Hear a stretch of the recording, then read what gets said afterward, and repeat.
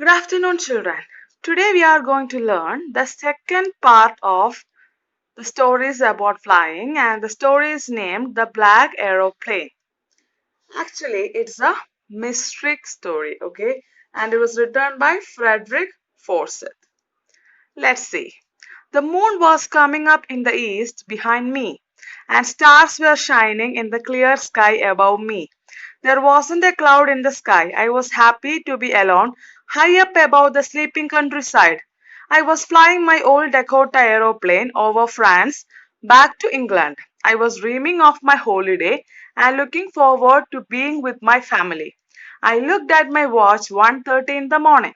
So, children, it's about a pilot, and he was coming back to his home, England, from Paris, and he was having an old Dakota aeroplane with him. Actually, he was in a hurry to reach home so that he can spend the holidays with his family, and it was 1:30 in the morning.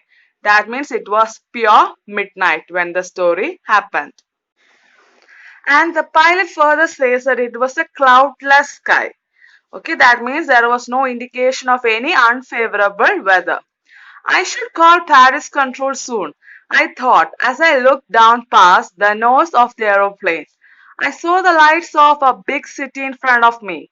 I switched on the radio and said, Paris control, Dakota DS088 here. Can you hear me?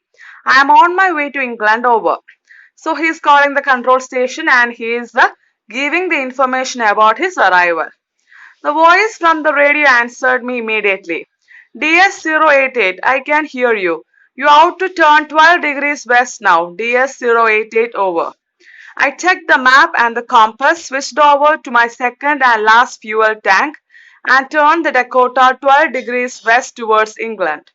I'll be in time for breakfast, I thought. A good big English breakfast. Everything was going well. It was an easy flight. Paris was about 150 kilometers behind me when I saw the clouds. Storm clouds. They were huge. They looked like black mountains standing in front of me across the sky. I knew I could not fly up and over them, and I did not have enough fuel to fly around them to the north or south. I ought to go back to Paris, I thought, but I wanted to get home. I wanted that breakfast. I'll take the risk, I thought, and flew that old Dakota straight into the storm. Inside the clouds, everything was suddenly black. It was impossible to see anything outside the aeroplane. The old aeroplane jumped and twisted in the air. I looked at the compass. I couldn't believe my eyes. The compass was turning round and round and round. It was dead. It would not work. The other instruments were suddenly dead too. I tried the radio. So, children, the pilot is giving the information to the radio, and as per the instruction from the control station, he is making his move towards England. And it was about 150 kilometers for him to reach England. And he was overjoyed of having a breakfast with his family, a good big English breakfast. And what happened is that he suddenly saw some storm clouds, and it was a huge, and it looked like black mountains.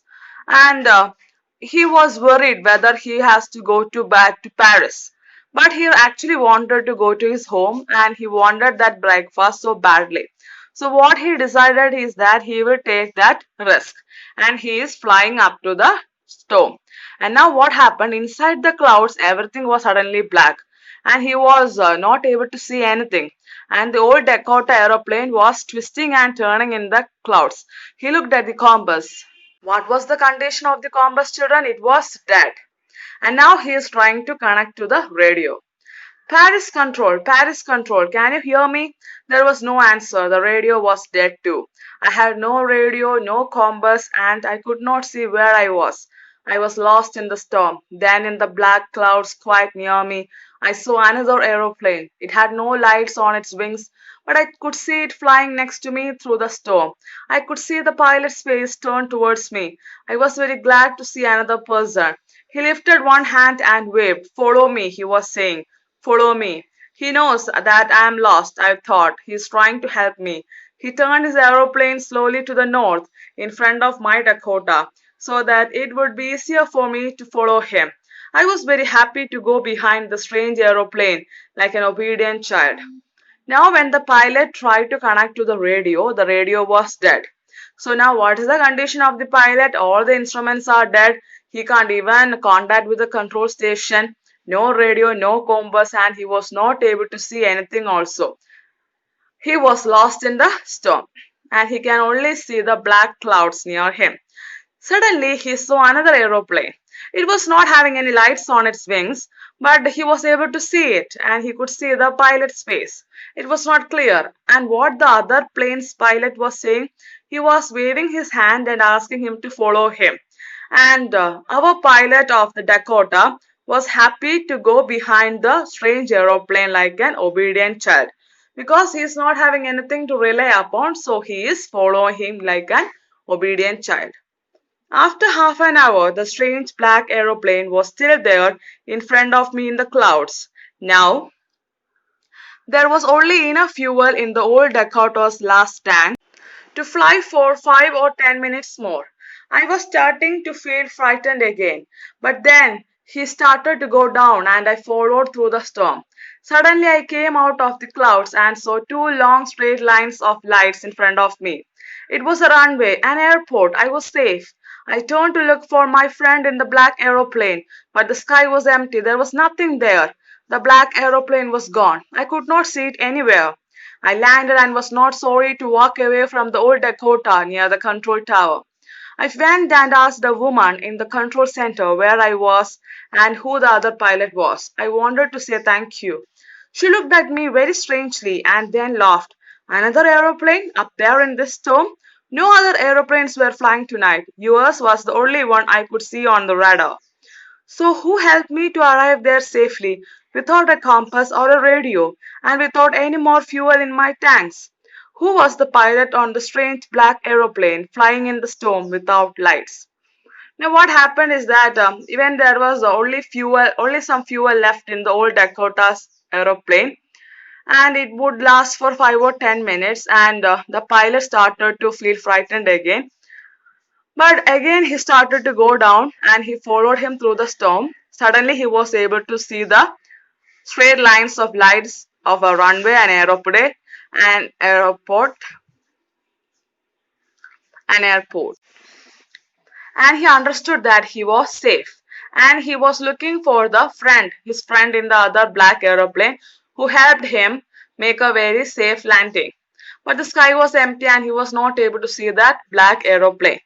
And he is going to the control tower to know who that was. Actually, he wanted to say him a thank you. And the woman in the control room was laughing and she felt so strange because in the radar only one aeroplane was showing, and that was the old Dakota aeroplane, and nobody else was there in the sky in that stormy, cloudy day.